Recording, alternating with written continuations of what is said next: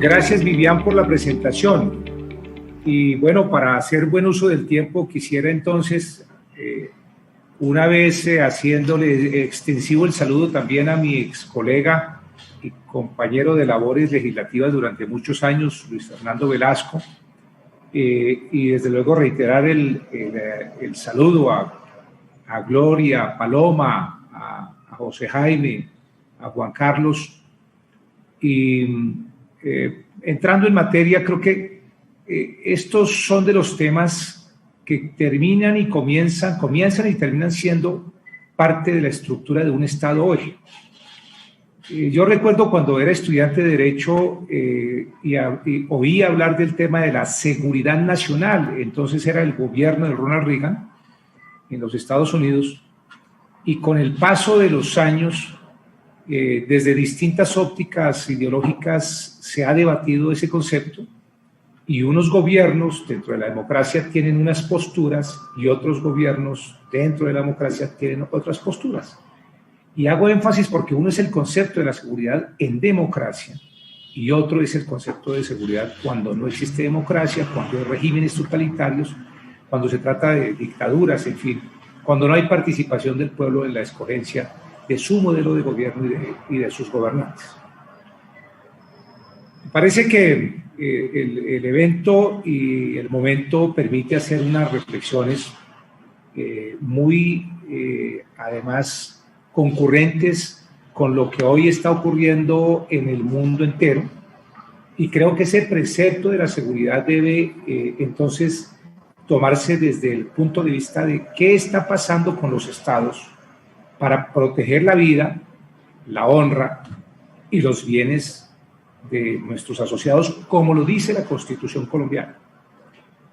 Por eso este panel, que tiene un carácter eminentemente académico y que por supuesto terminará generando una bolsa de ideas para eventualmente trasladarlas a las manos de ustedes, para que desde el Poder Legislativo se pueda hacer una actualización, una normatividad que permita regular la institucionalidad de la seguridad en Colombia. Naturalmente que esto no es un tema exclusivamente de Colombia. Desde la óptica y el ámbito en que me encuentro, ocurre lo mismo en nuestros países, en Bolivia, en Colombia, Ecuador y Perú, y a diario tenemos que ver con muchos aspectos, naturalmente, que preocupan a la ciudadanía, que preocupan a nuestros gobiernos y que son tarea inminente de creación de soluciones inmediatas.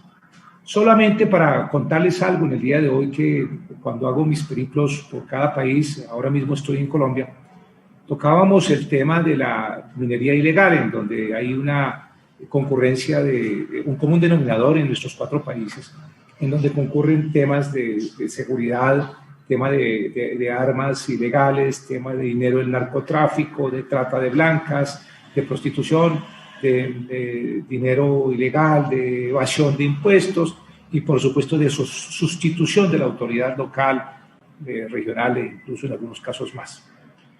El acto responsable de la seguridad no solamente compete al Estado, compete a las autoridades, sino también a los ciudadanos. Hoy esto es un concepto distintísimo. Por eso, en estos 50 años, 51 años que nosotros tenemos de existencia, queremos el resultado de esta institucionalidad y de un acervo jurídico supranacional. Nuestras normas tienen carácter supranacional, y estamos haciendo un ajuste, una actualización, le hemos imprimido una dinámica especial a nuestra institucionalidad, y queremos, a través de estos encuentros académicos, también juntar esfuerzos para hacer esa actualización normativa en distintos aspectos. Por eso no son ajenos estas convocatorias a nosotros, porque dentro del sistema andino de integración tenemos que ver mucho con ello. Y las reglas del juego de la supranacionalidad, con la característica de obligatorio cumplimiento, obligatorio e inmediato cumplimiento para nuestros países, y con la existencia de un tribunal que nos da protección, pues nos obliga a que tengamos también una extensión de la misión en estos aspectos. Yo creería que vamos a entrar en materia. He pensado hacer una rotativa de unas preguntas que sé que desde la óptica de cada uno de ustedes, ojalá en el disenso, porque en el disenso está la riqueza del debate, no sin antes advertir que probablemente haya muchas opiniones que coyunturalmente tengan una percepción muy parecida desde el ángulo que cada uno de ustedes representa, pero intentemos entonces entrar en el debate de fondo. Yo quisiera entonces, si ustedes me permiten, primero dirigido a todos, un escenario de 4 preguntas, quisiera que primero sean respondidas por las damas, por Paloma, por Gloria y luego los demás intervinientes. Y quisiera entonces que al final tengamos algunas conclusiones que seguramente le van a servir muchísimo al gremio para tenerlo como un postulado de presentación y de sugerencia normativa en la construcción de lo que ustedes consideren que es ese aporte para que desde la legislación proveamos seguridad a la ciudadanía. Apreciada Paloma, querida Gloria, Luis Fernando, Juan Carlos, José Jaime, ¿cómo creen ustedes que debemos equilibrar de manera adecuada desde la legislación, es decir, desde la misión fundamental que ustedes cumplen de construcción de las normas del país, la relación entre las libertades ciudadanas y la seguridad? Este es un debate de fondo y creo que esta es una pregunta que nos permite tener una identidad de criterio, incluso que refleja una posición de ideología.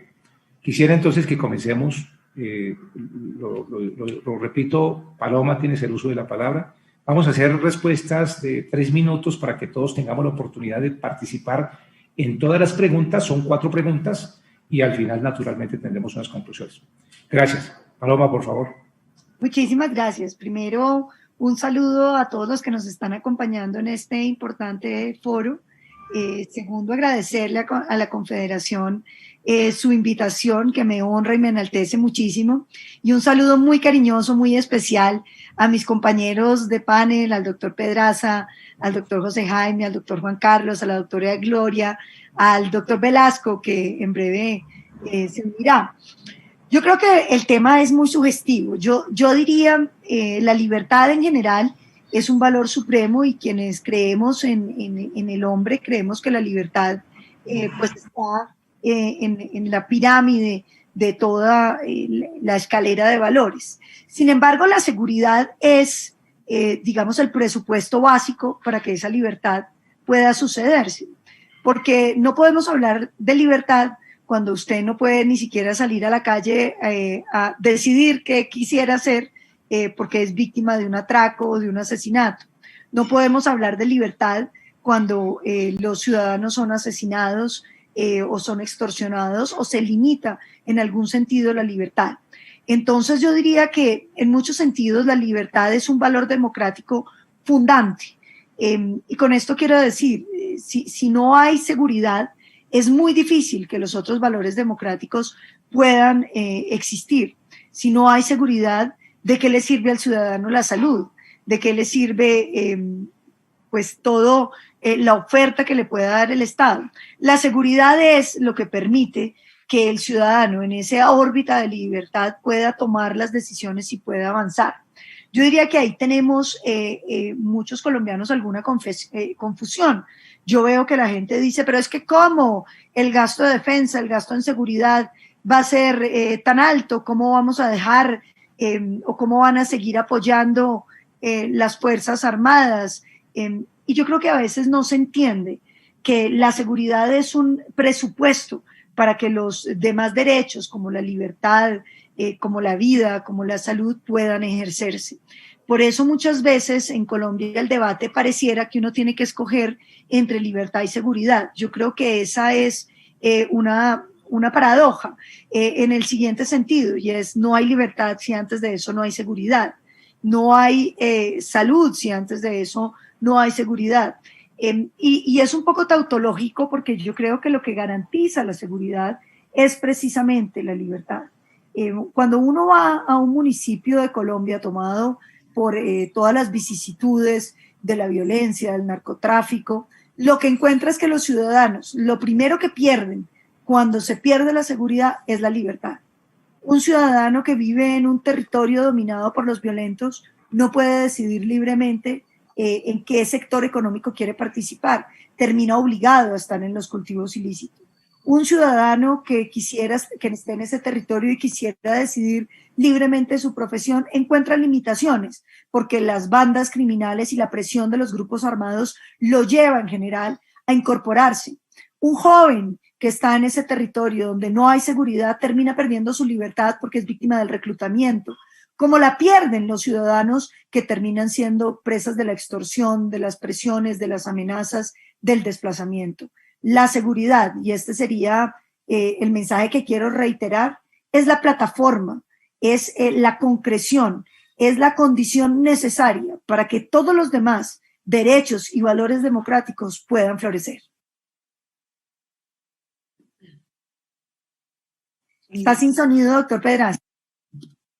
Muchas gracias, Paloma. Apreciada Gloria, la misma pregunta. Tú que tienes un encargo enorme en la ciudad capital y que a diario quizás una de las mayores preocupaciones es el de la gente, donde hoy concurrimos 10 millones de habitantes sumados unos anexos. ¿Cuál es tu percepción? ¿Cómo responderías este importantísimo interrogante? Bueno, muchas gracias, doctor Jorge Hernando, por acompañarnos hoy como moderador, por supuesto, a la Confederación en cabeza del doctor Miguel Ángel por darnos apertura en este espacio maravilloso en el que comparto, como usted muy bien lo señalaba, con grandes colegas y amigos con quienes hemos coincidido en distintos escenarios de la vida y en este pues uno más que efectivamente pues me enorgullece poder participar del mismo. Yo quiero pues recoger y evidentemente allí vamos a encontrar coincidencias con lo que ya ha dicho la senadora Paloma, y es que lamentablemente en la actualidad creemos o se nos ha querido sembrar la idea que seguridad está de un lado y seguramente la libertad del individuo en sí misma también. Y yo creo que esto pues definitivamente es contrario a la realidad. Nosotros nos encontramos en un país, en un estado social de derecho donde definitivamente se reconoce la libertad del individuo, pero para poder ejercer esas libertades debemos contar con unos insumos, unos preceptos absolutamente necesarios, entre los cuales se encuentra la seguridad, la misma seguridad ciudadana, para que nosotros podamos ejercer activamente cada uno de sus derechos. Y muy bien la escuchábamos respecto al derecho a la salud, por supuesto, el derecho, que entre otras cosas creo que lo abordaremos en este panel, tiene que ver con el de ejercer nuestras actividades económicas, el de aportar a un desarrollo económico. Cuando no existen garantías, cuando no hay un ordenamiento legal que nos permita gozar de ese derecho, pero además de eso que nos permita garantizar que no nos vamos a ver afectados en nuestra vida, en nuestra honra, en nuestro patrimonio, pues nada podemos hacer. De allí que la seguridad seguramente sea un insumo necesario, aportante seguramente al goce efectivo de esa libertad individual, una libertad que, entre otras cosas, además debe ser también vista desde el punto de vista de sociedad, de lo colectivo, de cómo lograr que mis derechos no vayan a estar por encima del de los demás. Sin lugar a dudas, este ejercicio que usted hoy nos plantea, pues nos debe llevar a pensar que los dos conceptos deben ir de la mano, ¿no? Y que como autoridad, en este caso, cada una de las instancias que toman decisiones al respecto, pues deben brindar garantías para que efectivamente podamos gozar de esa libertad. Muchas gracias, apreciada Gloria. Vamos con las otras, entonces, con Juan Carlos. Este aumento de la inseguridad, de la preocupación ciudadana con esta pregunta, nos debe llevar a que el legislador tome decididamente una postura, debate de libertad, seguridad, cómo lo manejamos, seguridad colectiva, seguridad ciudadana, la seguridad individual, en fin, derechos, deberes, libertades. Juan Carlos, queremos conocer tu posición. Gracias, doctor Jorge Hernando. Yo quiero primero pues también agradecer y saludar a mis colegas de panel, agradecerle a Miguel Ángel por esta invitación y felicitarlos porque, pues efectivamente, esto es una muestra de que la seguridad privada viene hoy abordando un terreno cada vez más importante.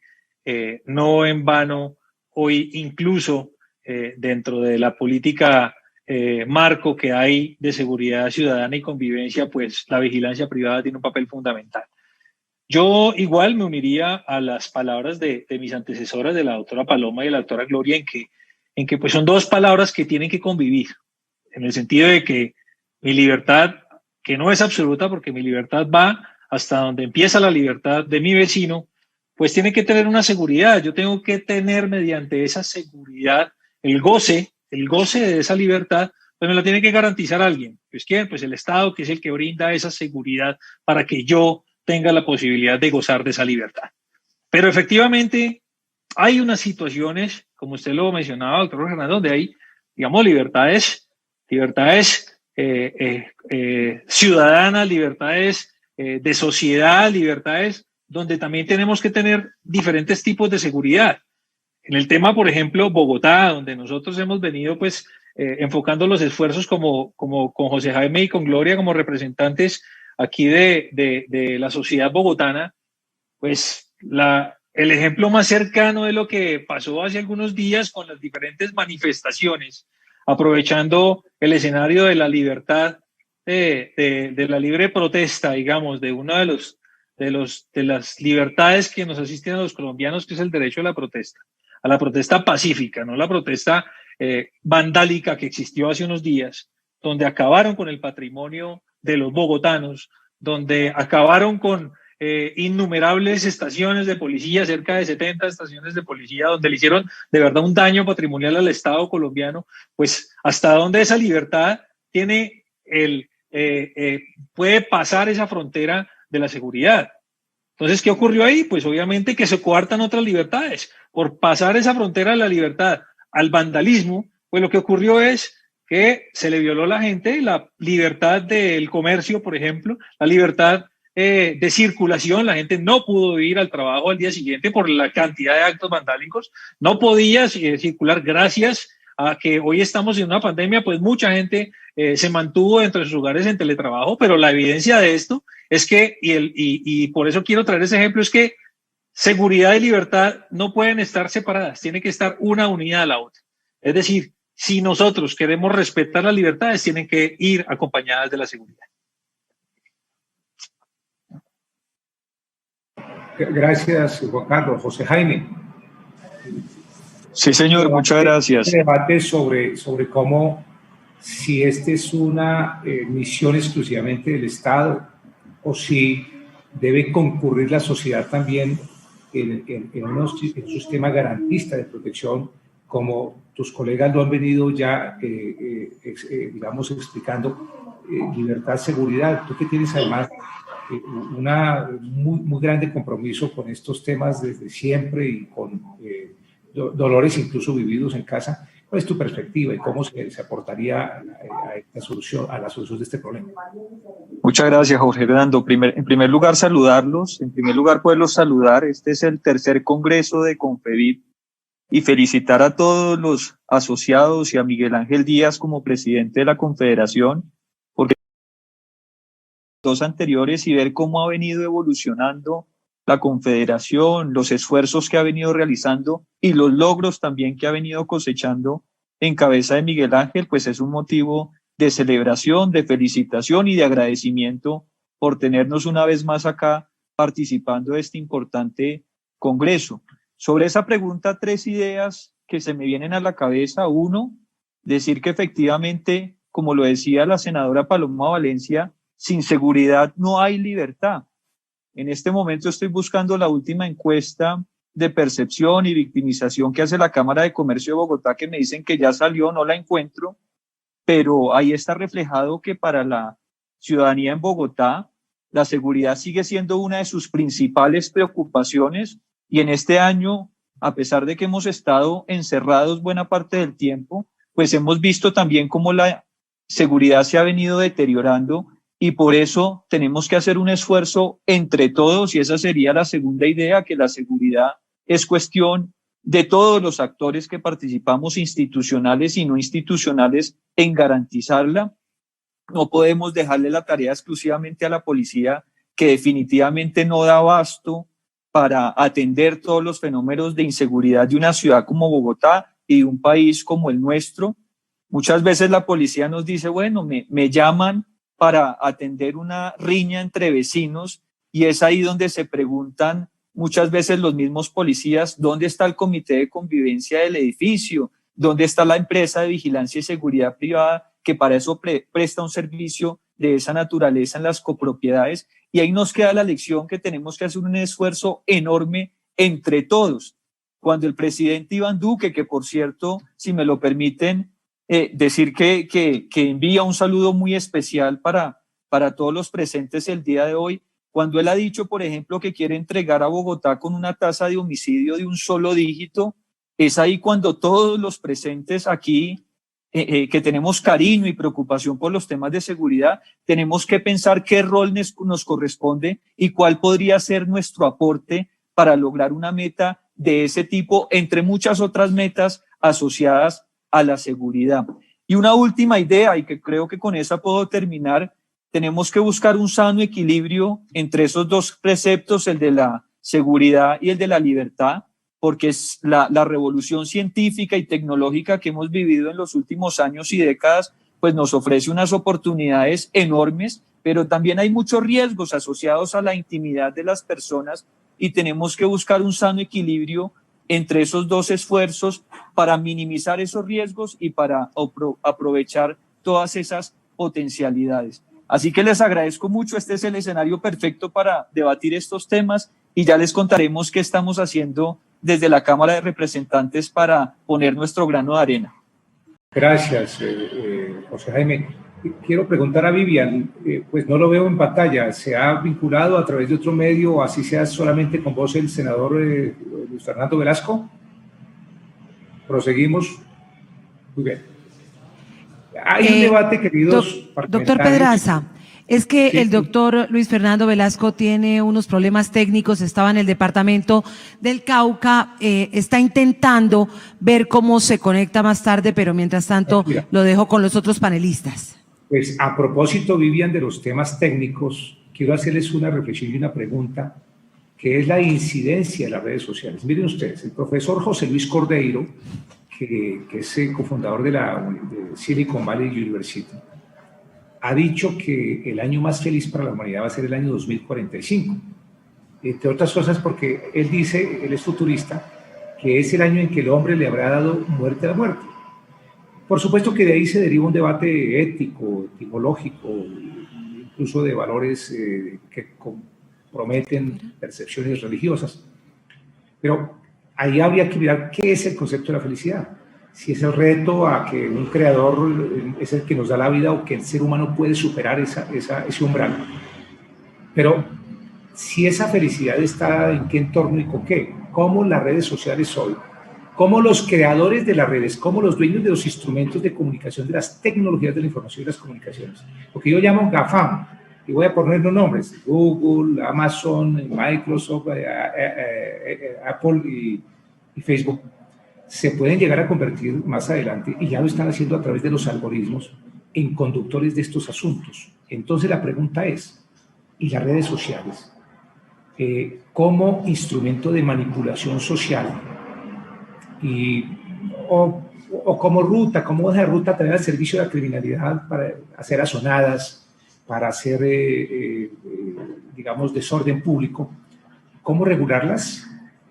¿Sería viable desde la perspectiva de ustedes que en un momento determinado se legisle, por ejemplo, para hacer suspensión de la señal en los momentos de circunstancias graves, de alteración del orden público?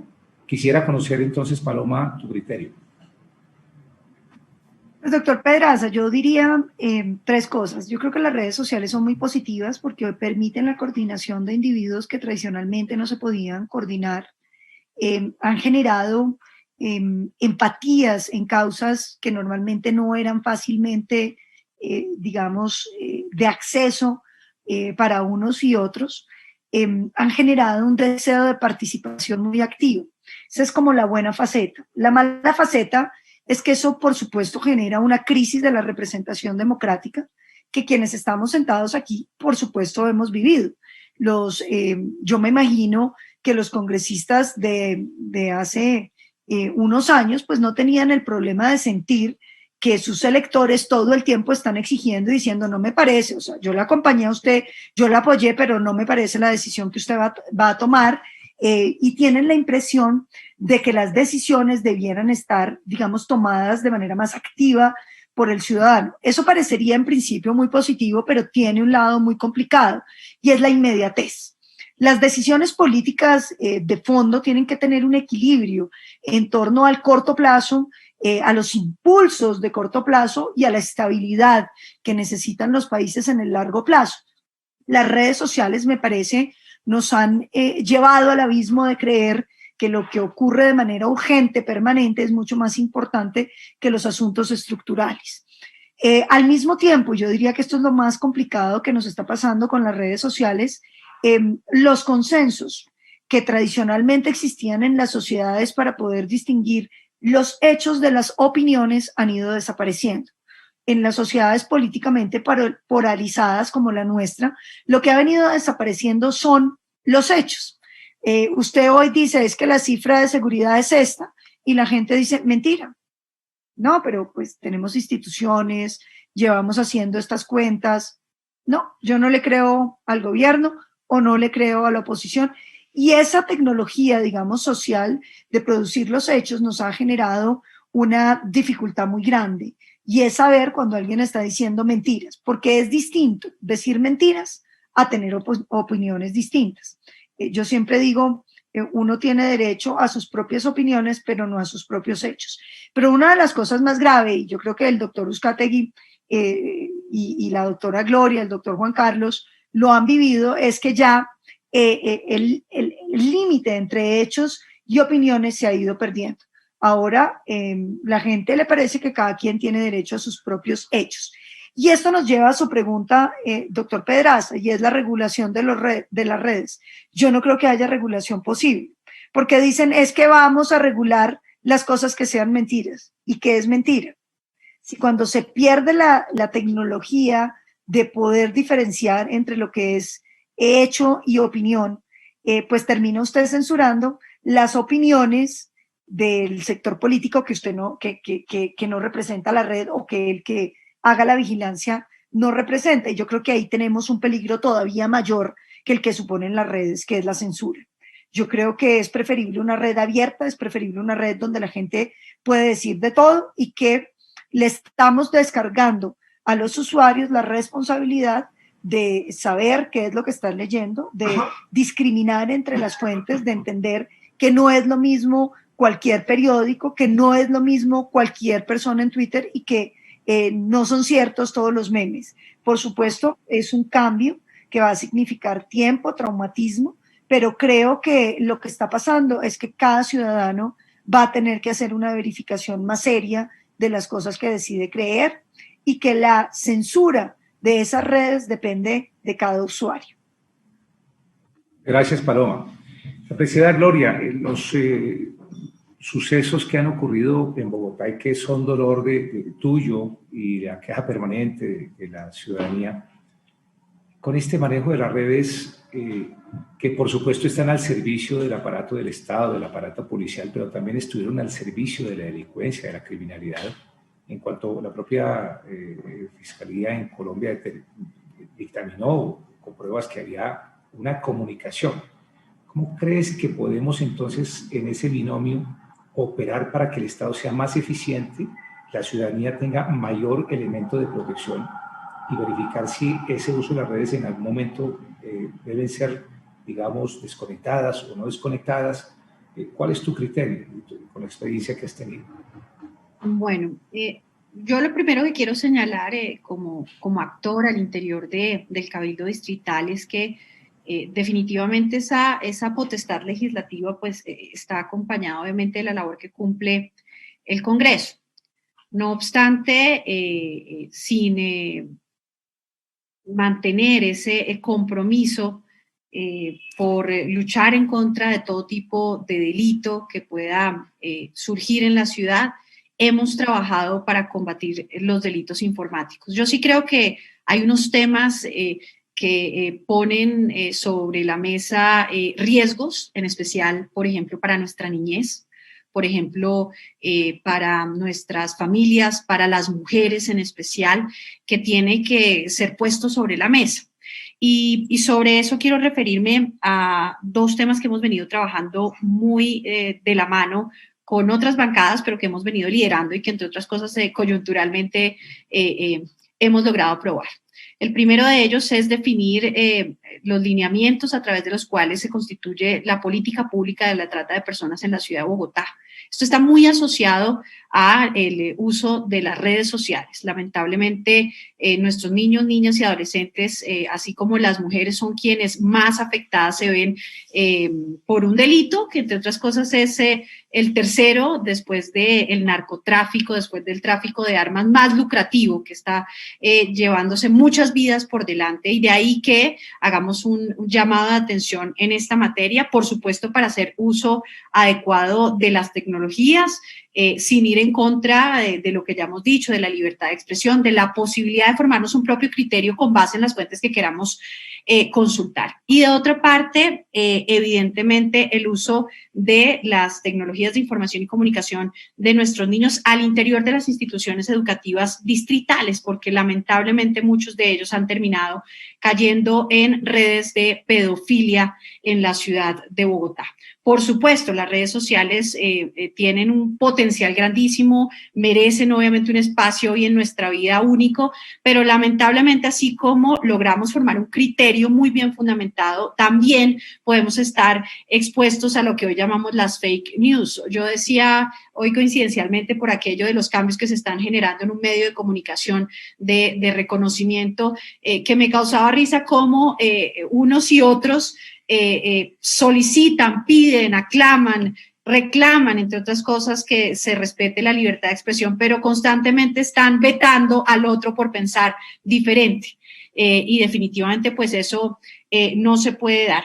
Yo creo, para finalizar y yéndome de pronto a otro escenario que es de importancia, sobre todo por el papel que, por ejemplo, cumple la Confederación, las distintas empresas de seguridad privada, y es que definitivamente estamos entrando en una era de la inteligencia artificial, usted lo señalaba, el uso de algoritmos, donde estas herramientas tecnológicas que van, digamos, mucho más adelante de las decisiones propias del ser humano, pero que también tienen que ser reguladas como un deber ético y moral, pues definitivamente pueden merecer toda la atención. Hoy lo estamos viendo, doctor Jorge Hernando y colegas y quienes nos escuchan. Por ejemplo, el reclamo de la ciudadanía permanente para que las más de 17,000 cámaras que hay en las distintas localidades de Bogotá estén conectadas al centro de comando control de la ciudad de Bogotá. ¿Para qué? Pues para disuadir, para persuadir, pero también para garantizar algo que seguramente reclamamos ciudadanos y también la autoridad pública y privada, y es que no solamente se logre aprender a quien está cometiendo un delito,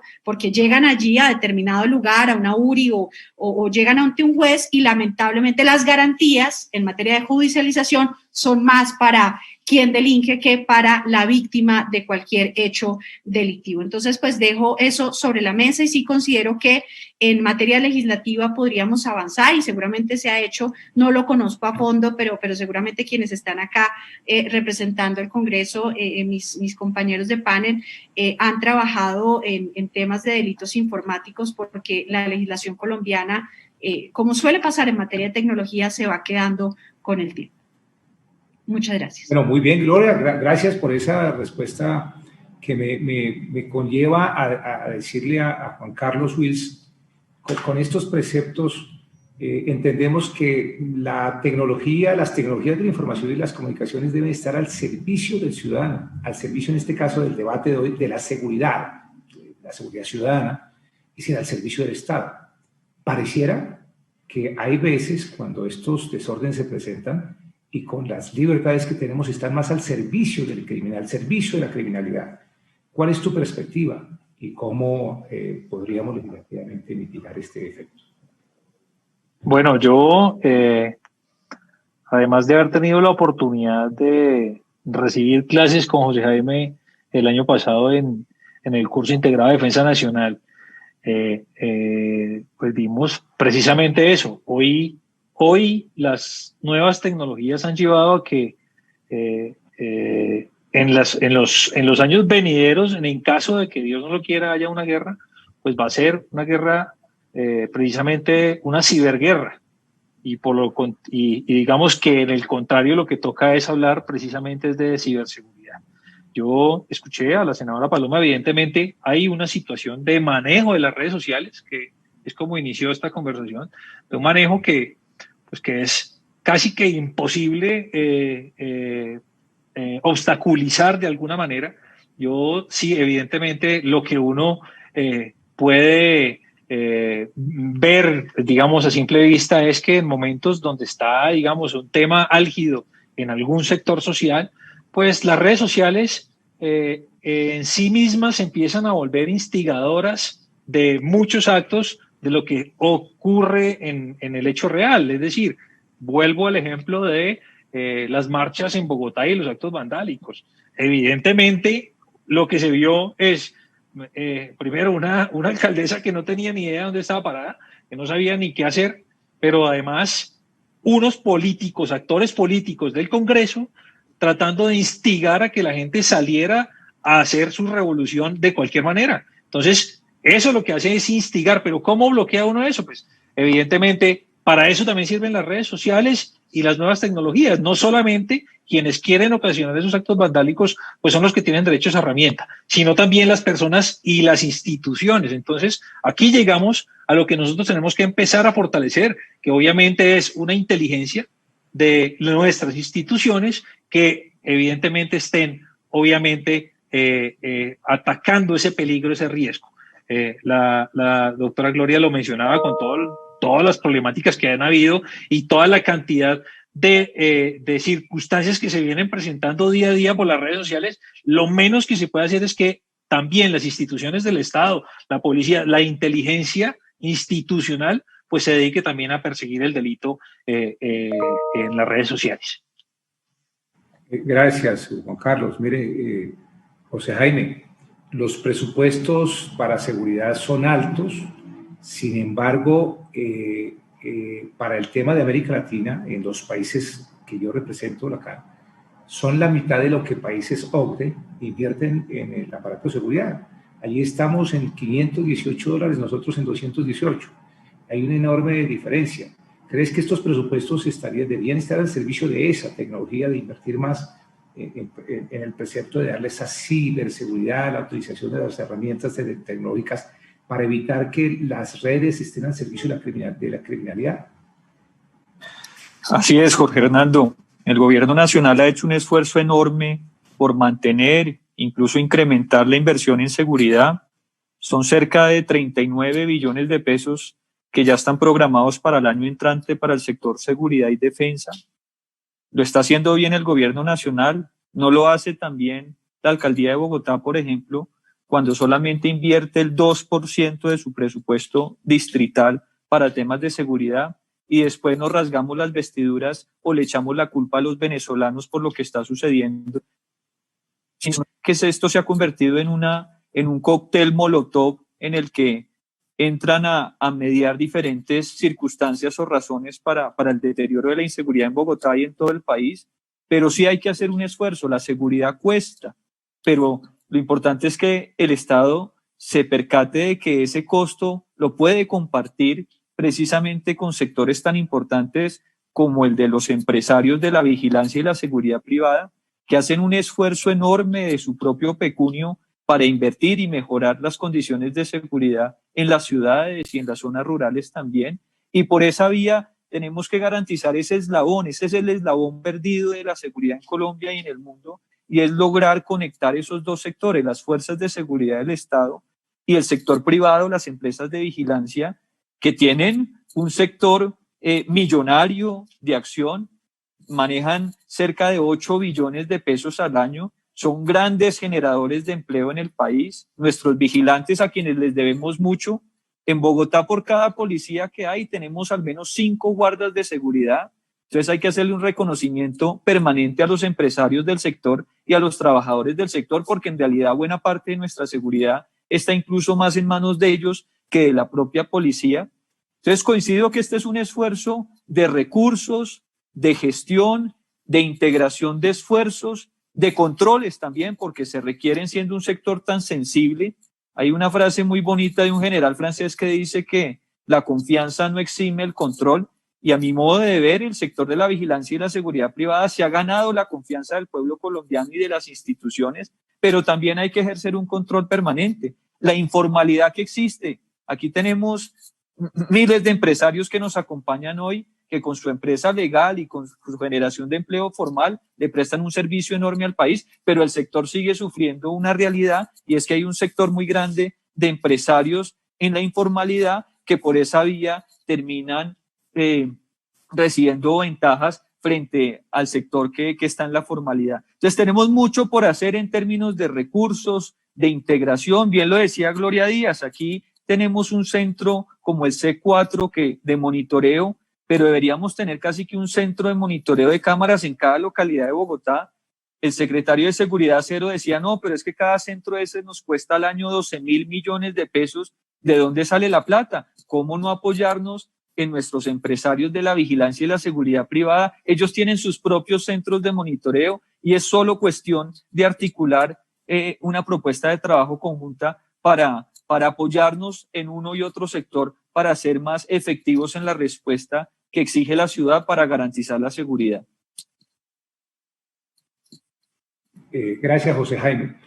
Mire, este es un tema que apasiona mucho y que permitiría que abramos más y más foros, así que, doctor Díaz, yo creo que es muy afortunado que CONFEBIM nos haya convocado, y me siento muy honrado en estar haciendo la moderación de este panel, que cada vez que ustedes dan una frase de respuesta, podría abrirse de ahí una discusión enorme de temas que comprometen todo. Vayamos a una pregunta adicional, y es ¿cómo legislar? Legislar me refiero a la óptica nacional o a la óptica de los acuerdos del distrito.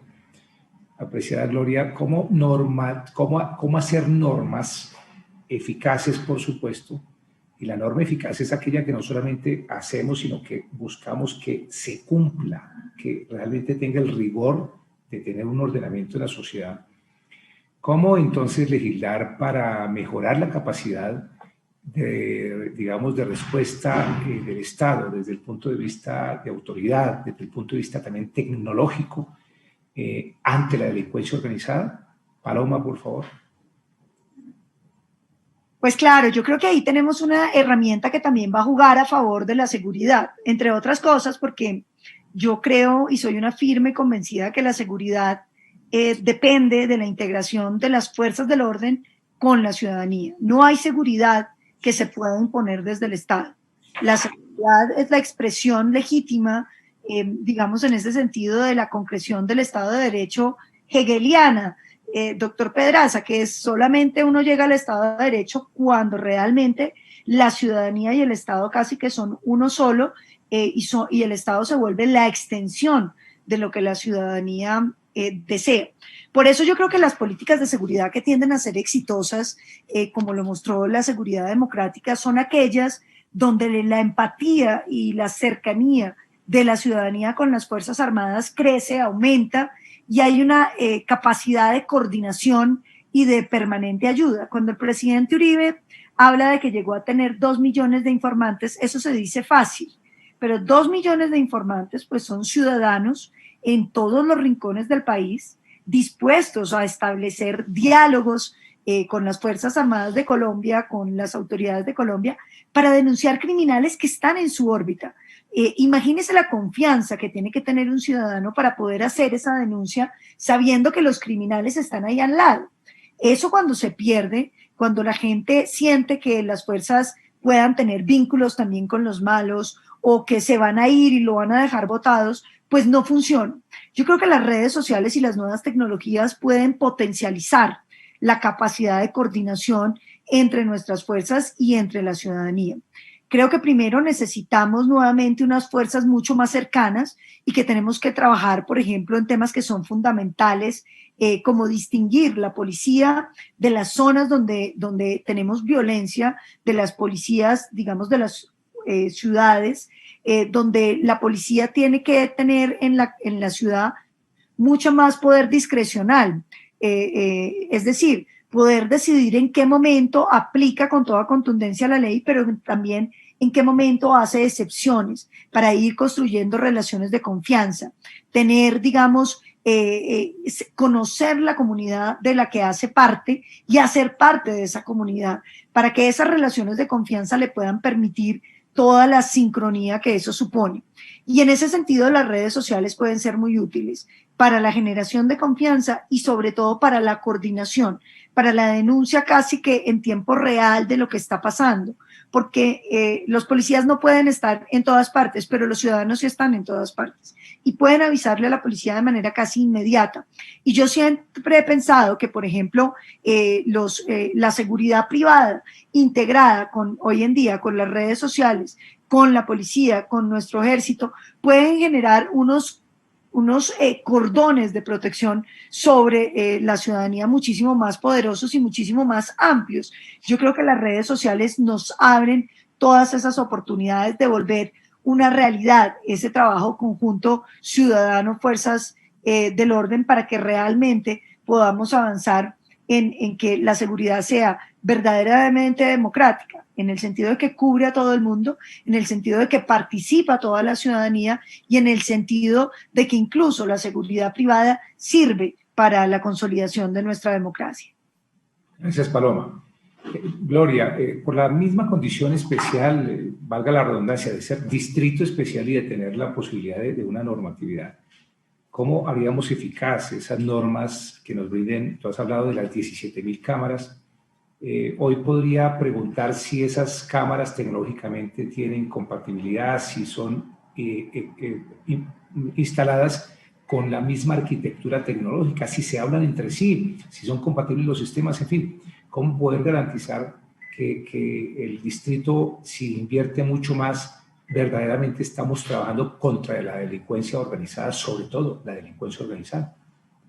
Bueno, lo primero que quiero señalar es que tuve la oportunidad de ser ponente del plan de desarrollo de la actual administración.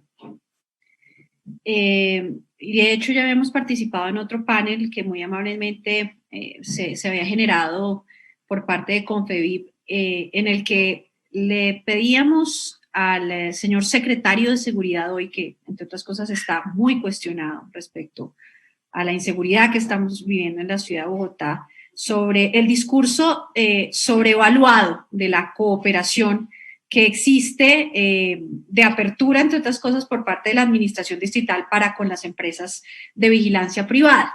Y lo digo de esta manera porque en primera instancia no encontramos una voluntad política, por ejemplo, y lo hemos discutido con el doctor Miguel Ángel Díaz, para la revisión del decreto 079 de 2018, que nos lleva a contar con una instancia que se supone debe ser tomada en cuenta como un consejo de convivencia, de seguridad y convivencia en el distrito para fijar las políticas en esta materia. Desconocer el papel que cumple la empresa privada en fortalecer la seguridad ciudadana en Bogotá, pues es un despropósito. Primero, esa voluntad política, pero además de eso, el control político que pues nos asiste como mandato ciudadano y es reclamar, y así lo dejamos expuesto en 10 puntos que quedaron allí consignados, que están entre otras cosas en las actas del Consejo y que obviamente no lograron mayoría, sabemos cómo funciona en esta democracia, pero que ponen de presente un lamentable hecho, José Jaime, tú lo señalabas, y es que apenas un 2% del presupuesto total de la ciudad está destinado para la seguridad, pero óigase bien, para la seguridad vista desde una óptica que puede ser válida, la que ganó democráticamente, pero que hoy gobierna y que lamentablemente no lo hace bien.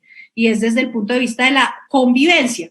Y yo sí creo que uno puede atender en materia de política pública la transformación de cualquier sociedad desde la educación, desde la prevención, pero en lo que concierne en materia de seguridad, nosotros no podemos seguir diciendo que esto debe, digamos que atenderse a punta de gestores de convivencia en las distintas localidades. Las bandas criminales, la delincuencia, la ilegalidad, hoy los delitos informáticos, producto de la pandemia, se están tomando las calles, están tomando nuestras vidas, a nuestras familias, están llevando a que haya un mayor número de hurtos, a que se presenten homicidios, porque óigase bien, una cosa es la Bogotá del 2019 de ahí para atrás y otra cosa es la del 2020, y nos están queriendo vender un mismo escenario cuando nosotros no estábamos en pandemia. Y esas son las cifras que nos está ofreciendo la administración distrital.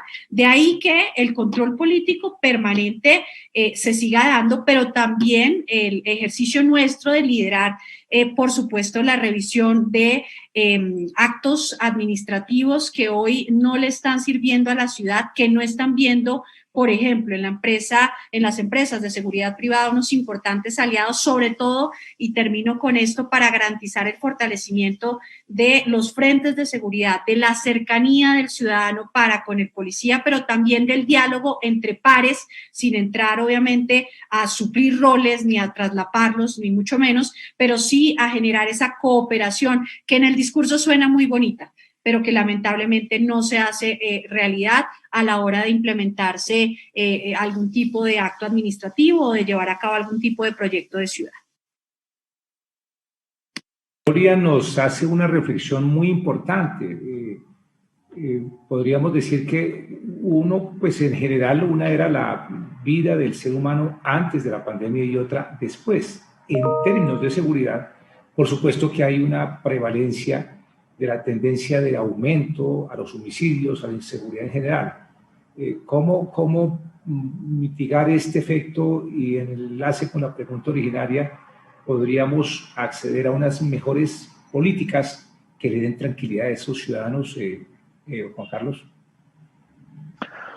Bueno, yo lo que primero quisiera resaltar es esa política marco de convivencia y seguridad ciudadana que el presidente de la República lanzó el pasado diciembre del 2019, que entre otras, aquí con José Jaime pusimos un grano de arena durante ese año en el curso de Defensa Nacional, donde lo primero que se establece en esa política marco de convivencia y seguridad ciudadana es que la seguridad ciudadana es un servicio público indispensable. El Estado es el proveedor de esa seguridad ciudadana. Ahora bien, por supuesto que el Estado no tiene las herramientas ni la capacidad para proveer, pues, con éxito esa seguridad en todo el Estado nacional. Y evidentemente, pues aquí, y a lo que nos invitaron en Confebid, pues también es a hablar un poco frente al tema de la vigilancia privada, es esa participación y esa evolución que ha tenido la vigilancia privada, que hoy se reconoce en esa política marco, tanto así que hoy hacen parte de la política marco como cooperantes ante la prevención del delito. Lo que esto traería, pues evidentemente, es que ese crecimiento exponencial que ha tenido la vigilancia privada, que hoy se ha evidenciado y que el presidente de la República lo ha materializado en esa política marco, en un papel de cooperación, de coadyuvante hacia la Policía Nacional para la prevención del delito, pues yo creo que es muy importante. Y bajo ese orden de ideas, lo primero que uno se tendría que preguntar es, bueno, hoy está creado el Consejo Nacional de Seguridad Ciudadana y Convivencia, ¿y qué hay hacia abajo? Evidentemente, no hay hoy organizaciones que estén, digamos, estructuradas bajo esa política marco, que es la que hoy nos rige. Pues evidentemente estamos hablando que es una política que emite el presidente como jefe de gobierno, como máxima autoridad administrativa, como jefe de Estado, que hacia abajo debería replegarse de manera similar y semejante. Y uno simplemente, en el caso de Bogotá, mi querida concejal doctora Gloria y querido José Jaime, miren cómo está constituido hoy el Consejo Distrital de Seguridad y Convivencia. Lo compone el alcalde, que es el que la preside. Esto es, está hablando de de un decreto del 2018 de la alcaldía de Bogotá, es decir, ni siquiera estaba esta alcaldesa, lo que quiere decir es que no ha hecho nada. Se mantiene como está, que está el alcalde, el secretario de seguridad, el secretario de gobierno, el comandante de la Policía Metropolitana, el comandante de la Brigada 13, el director regional del ICBF, el director seccional de Medicina Legal, el director seccional de la Fiscalía General de la Nación. Y uno, aquí lo que evidencia es una cosa muy clara. ¿Dónde está la sociedad civil? ¿Dónde está la vigilancia privada? Que son hoy actores y corresponsables. Es que ya la responsabilidad de la seguridad ciudadana no es la policía. Hoy los responsables somos además los ciudadanos, la vigilancia privada, la policía y absolutamente todos. Estamos integrados a la conformación de la seguridad, como así lo establece la política marco del gobierno nacional. Entonces, ¿en qué medida podemos nosotros como Congreso de la República de verdad meterle el dedo a esa conformación desde las bases? Hoy estoy hablando del distrito porque es lo que nos compete, digamos, como representante de Bogotá, que me parece además con razón está la seguridad en Bogotá como está. Si es que desde 2018, desde que estaba el alcalde Peñalosa, no se ha movido en absolutamente nada ese Consejo Distrital de Seguridad, pues evidentemente si así empieza, ¿cómo está hacia afuera? Ahora bien, yo sí creo que en esa política de cooperación que hay, queridos compañeros de panel y a toda la gente que nos escucha, en esa política de cooperación, yo lo que está haciendo es la vigilancia privada, siendo herramienta de apoyo a la Policía Nacional para la prevención del delito. Es decir, no solamente el material humano, sino además el uso de las cámaras, la comunicación constante que hay entre la policía y la vigilancia privada, que están ayudando. Incluso aquí tengo yo unas estadísticas del año 2017, donde cerca del valor de mercancías recuperadas gracias a la vigilancia privada fueron de cerca de 1.009 millones de pesos. Solamente el apoyo de la vigilancia privada a la policía. Pero ¿qué podemos hacer nosotros también como Estado para brindar esas políticas públicas para que la vigilancia privada también se pueda blindar de algunas herramientas y qué podemos hacer desde el Congreso de la República? Yo propondría, por ejemplo, es que la vigilancia privada, aunque le está prestando servicio a un determinado sector que está pagando por esa vigilancia privada, está cooperando. ¿Cooperando con qué? Con la policía, en la seguridad de quién? De toda la ciudad o de todo el espacio que se está cooperando. Entonces, aquí lo que podemos nosotros hacer bajo algún tipo de ley es tratar de buscar beneficios, por ejemplo, beneficios tributarios a estas empresas de vigilancia privada para que inviertan en tecnología de punta donde ellos, donde esa misma herramienta se vuelve herramienta para la Policía Nacional, en ese sentido y en ese estricto sentido de cooperación. Y por supuesto de capacitación a los miembros de la vigilancia privada, a todos los vigilantes. Entonces yo creo que en ese orden de ideas nosotros sí podemos hacer mucho en frente a el fortalecimiento de la seguridad ciudadana. Creo que es muy importante hoy y cada vez más la participación en cooperación, porque no se puede, digamos, de alguna manera integrar la policía ni la fuerza pública con la vigilancia privada, pero sí se puede articular de manera cooperativa, tratar de que se ayuden, de que se coadyuve de parte de la vigilancia privada, pero además que el Estado le brinde algunos incentivos a la vigilancia privada para que ellos inviertan en esas mismas herramientas que van a servir para la seguridad ciudadana. Gracias, Juan Carlos. La respuesta de Juan Carlos involucra como el alma del debate y quiero, José Jaime, que precisemos un poco tu percepción, más cuando naturalmente el aumento de la delincuencia ha generado el aumento sensible de la participación del sector privado en la vigilancia de los ciudadanos. En Colombia, en los últimos 10 años, ha habido un aumento del 126% del servicio de seguridad privada. Y no solamente es porque sea una cifra, porque se diga internacionalmente que es un país en conflicto, no. Más si se supone que no estaríamos en conflicto. Pero un país como Chile ha tenido también un aumento del 50%. Esto lo que significa es que en rigor de la verdad es necesario hacerlo. Quisiéramos entonces, José Jaime, que tu óptica aquí también refleje ese pensamiento y esa tarea que he venido realizando desde el Congreso puntualmente en este tema.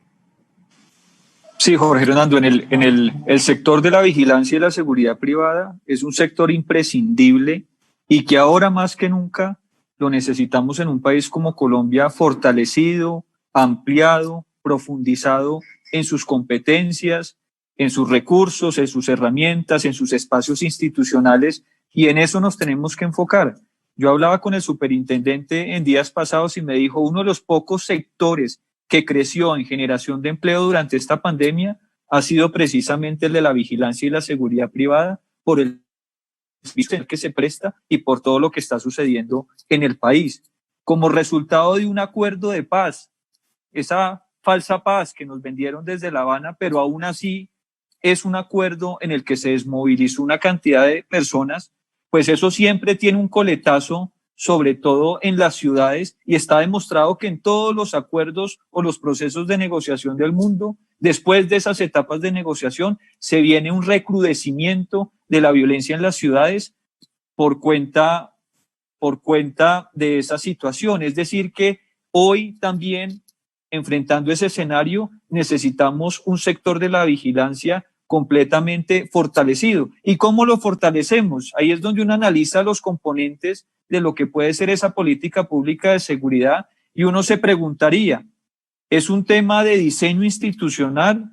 ¿El andamiaje institucional que tenemos nos sirve o no nos sirve? Tenemos una superintendencia que hace parte del sector defensa porque para eso es una entidad adscrita a ese sector y hay una serie de normas que nos definen el funcionamiento del sector defensa y del sector de la vigilancia y la seguridad privada. Tenemos nuestro estatuto desactualizado porque ya es un estatuto del 94, la ley 356. Tenemos que modernizarla y eso nos lo hemos propuesto varios integrantes del Congreso, incluido Juan Carlos y otros compañeros de la Comisión Primera y la senadora Paloma Valencia, porque ese estatuto tenemos que modernizarlo y ya se han presentado propuestas en el pasado y no hemos logrado generar un consenso frente a lo que es la modernización de ese estatuto, porque desafortunadamente siempre se atraviesa el debate polémico de si se admite o no se admite la inversión extranjera en este sector en Colombia y por esa razón no hemos logrado modernizar un estatuto que sí requiere actualización y ese debería ser un compromiso, sacando de lado ese tema de la inversión extranjera, que definitivamente no es un tema ni para abordar ahora y probablemente nunca hasta que no haya una reciprocidad con terceros países. Y ahí le pediría al doctor Jorge Hernando Pedraza que miremos a ver cuál es la participación de nuestros empresarios de la vigilancia privada, por ejemplo, en los países de la CAN, y si allá nuestros empresarios han podido llevar sus servicios también, porque tenemos una experiencia acumulada y un know-how que no nos lo iguala nadie en el mundo, y por esa vía nuestros empresarios tienen un potencial de expansión en la región, en el mundo. Entonces tenemos que reformar el estatuto, ver cómo se canalizan más recursos al sector, que si la superintendencia crea un fondo, que ese fondo sea para reinvertir esos recursos en el fortalecimiento del mismo sector. Me dicen que la superintendencia ha logrado bajo esta administración recuperar o mejorar algunos de los procesos. Ya la licencia no quedó a un corto plazo, sino con la simplificación antitrámites que se hizo, ya son licencias concedidas a 10 años. Algunos empresarios dicen no, deberían ser licencias indefinidas porque al fin y al cabo se pueden revocar en cualquier momento, pero bueno, ya se conquistó lo de los 10 años, que es una buena noticia para el sector, y trabajemos con ese esquema a ver cómo nos funciona. Y ahí seguiremos viendo en términos de gestión, de gerencia, qué más podemos hacer. Tenemos que estar, yo soy coautor con la senadora Paloma Valencia de la reforma al estatuto del régimen de propiedad horizontal. Cuando vemos que las copropiedades, el 75% del gasto de los edificios en Bogotá y en el resto del país son gastos de vigilancia, pues eso nos toca directamente el corazón de este Congreso, y por esa vía también tendremos que revisar eso, así como tenemos que revisar el régimen penitenciario para darle también una participación al sector privado en muchos de esos servicios asociados a ese régimen, entre otros temas que ojalá nos alcance la tarde de hoy para comentar. Gracias, José Jaime. A esta altura podríamos irnos a más preguntas. La presencia de la vigilancia de la seguridad privada en cárceles, sí, no, en fin. Pero Permítame que el tiempo es el peor enemigo. Tenemos ya 1 hora 20 minutos. Voy a hacer una pregunta muy corta para respuesta muy corta. Les pido de favor que lo hagamos la respuesta en 1 minuto. La pregunta es de muy pocos segundos. La pregunta es, ¿imperio de la ley es para todos? Sí, no. ¿Por qué? Comencemos, Paloma. Pues son cosas tan sencillas, doctor Pedraza, que uno debería decir sí. Pero en Colombia la respuesta es depende. Porque nosotros hemos venido estableciendo un procedimiento según el cual en Colombia hay quienes tienen excepciones a las normas, sobre todo en materia penal, por razones políticas. Entonces, si usted realmente mata, puede ir a la cárcel, pero si tiene un discurso político que lo justifique, en algún momento algún gobierno buenamente puede decidir que usted tiene derecho a matar. Como llevamos tantos procesos de impunidad y representación política, yo diría que la costumbre jurídica de nuestro país es que seguimos tolerando la violencia como mecanismo de acción política. Y como solamente, si se puede perdonar el homicidio, pues obvio, pueden perdonar el narcotráfico, el secuestro, el haber reclutado niños, el volver los niños esclavos sexuales, el haber practicado abortos. Entonces uno diría, el imperio de la ley es para todos, pero, y esa es la consigna que debiéramos promover para consolidar el Estado de Derecho colombiano. Y por eso, doctor Pedraza, perdóneme, tengo que decir, no podemos seguir diciéndole a los criminales que hay razones políticas para delinquir. Nadie puede ejercer violencia contra los colombianos, excepto en el ejercicio legítimo de la soberanía del Estado. Todo lo demás debe desaparecer y por eso la consigna es, hay que abolir de Colombia el solo concepto del delito político, que no debe existir. La política, si algo, debiera repudiar categóricamente el uso de la violencia, aunque tenga fines políticos. Gracias, Paloma. Gloria, ¿el imperio de la ley es para todos, sí o no? ¿Por qué? Bueno, evidentemente en el deber ser, como lo señalaba nuestra senadora Paloma, pues de facto debiera invitarnos a que todos estemos en igualdad de condiciones ante la ley.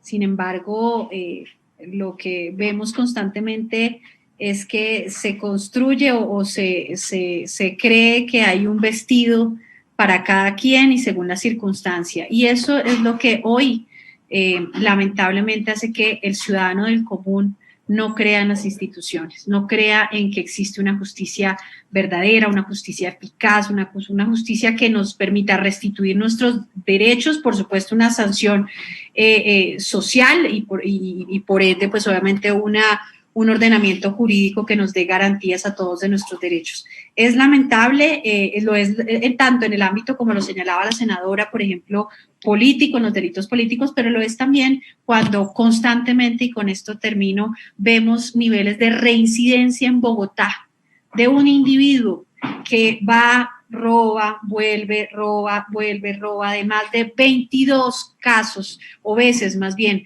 de reincidencia. Con lo cual, pues, no podríamos decir que en la realidad contamos con un imperio de la ley para todos. Gracias, Gloria. Tu respuesta nos permite casi que graficar lo que ocurre en el día a día, ¿no? Cuando el delincuente es sorprendido en flagrancia, la ciudadanía lo aborda y de pronto va a vías digamos, de repelencia, de aprehensión y de ejemplarificación con el castigo físico. Entonces la gente comienza a gritar cuando el ladrón va escapando, cójanlo, todos en coro, cójanlo. Y cuando lo cogen y le están comenzando a hacer el lapo de castigo, suéltenlo. Ahí está reflejado, así que creo que, Juan Carlos, ¿qué hacemos con este tema? ¿Imperio de la ley es para todos? ¿Sí? ¿No? ¿Por qué?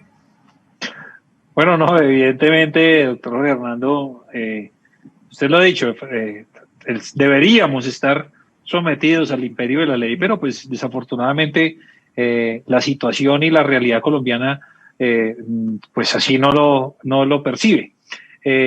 No solamente ese hecho, la misma corrupción, todo lo que hemos evidenciado, lo que dijo la senadora Paloma, realmente yo no puedo, digamos, exponerme a criticar demasiado por ser parte de la Comisión de Investigación y Acusación, pero sí evidenciamos también, lamentablemente hoy, una justicia está, digamos, en algún tipo de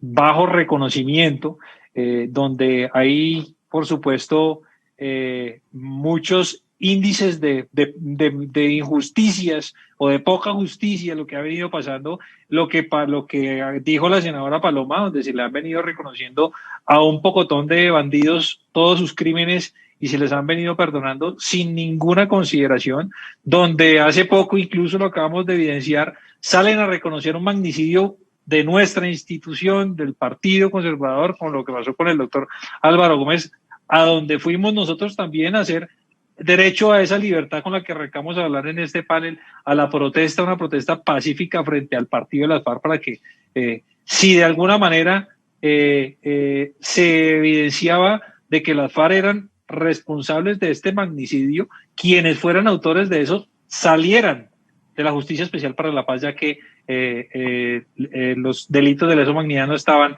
reconocidos dentro del proceso de paz. Pero eso lo que evidencia es precisamente eso. Estamos sometidos al imperio de la ley, pero no estamos sometidos al imperio de la ley.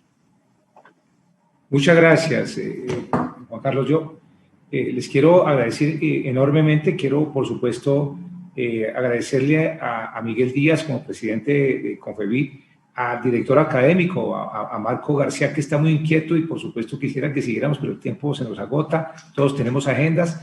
Permítanme ustedes, con el riesgo de equivocarme, hacer unas muy rápidas, digamos, reflexiones más a la manera de conclusión, que pueden enriquecer muchísimo lo que hoy, digamos, ustedes mismos han enriquecido, que pueden más bien ser una hoja de ruta fundamental en lo que hemos hecho. Yo creo que aquí, a la manera de conclusión, podemos aseverar, primero, Paloma ha dicho, la libertad es un valor supremo. Esa es una de las conclusiones del evento. Segundo, integrar fuerzas del orden, de lo contrario no puede haber una política eficaz. Gloria Díaz ha dicho la seguridad ciudadana es un derecho y es evidente, ahí está, la muestra es que tenemos que buscar que la norma proteja al ciudadano de bien y no al revés. José Jaime ha dicho que sin seguridad ciudadana no hay libertades, no hay libertades. Y Juan Carlos hace un aporte fundamental diciendo que la seguridad es un servicio público, indispensable. Yo le pondría adicional, como esos que dice la Constitución de Colombia en los derechos individuales, es un servicio público esencial. ¿Verdad que quiero al final registrar que la seguridad en lo que hemos venido nosotros debatiendo en el día de hoy compromete muchísimo no solamente posturas personales, sino postura de Estado. Es necesario tener una política de Estado, es imprescindible desarrollarla, es fundamental crearla y esa reforma al estatuto pues se viene como con inminencia. Por eso la participación de la empresa privada nos permite llegar a otra conclusión y es que todos los elevados índices de violencia hacen necesario una participación importante para proteger ciudadanos. Estamos en la convicción que la tarea de ellos es tarea en la que concurre el cumplimiento de política de Estado y que hay que hacer confluencia de voluntades políticas en torno al proceso de modernización del sistema. Otra conclusión es la incorporación de las nuevas tecnologías de la información en las empresas de seguridad y vigilancia, ustedes lo han dicho, mayores rigores de exigencia, sí, claro, más campo de acción, pero más rigores de exigencia, para incluso poder internacionalizar la competencia. Y necesariamente que cualquier proceso de reforma integral requiere que se realice con acuerdo de voluntades, con transparencia y, por supuesto, pensando siempre en el bien de la sociedad. La CAN está hecha para eso. La CAN fue fundada hace 51 años y el postulado máximo de nuestros fundadores fue vayan a trabajar a través de la integración por la calidad de vida de los ciudadanos andinos. De tal forma que concurrir con una política de seguridad de Estado es pensar en la calidad de vida de los ciudadanos y en este caso de los ciudadanos colombianos, como ustedes bien lo han debatido hoy. Quiero agradecer y cerrar con esto que lo hemos dicho a manera de epitafio, felicitar a los intervinientes, a los congresistas, ratifican su condición de ser personas de Estado, de estar trabajando de manera responsable cada uno dentro de su óptica por trabajar por la ciudadanía, por la sociedad colombiana, en el caso de Gloria, por la ciudadanía bogotana, en el caso de ustedes como legisladores nacionales, representantes o senadores, por el bien de todos los colombianos. Les agradezco inmensamente y les deseo que pasen una feliz tarde con mucha seguridad.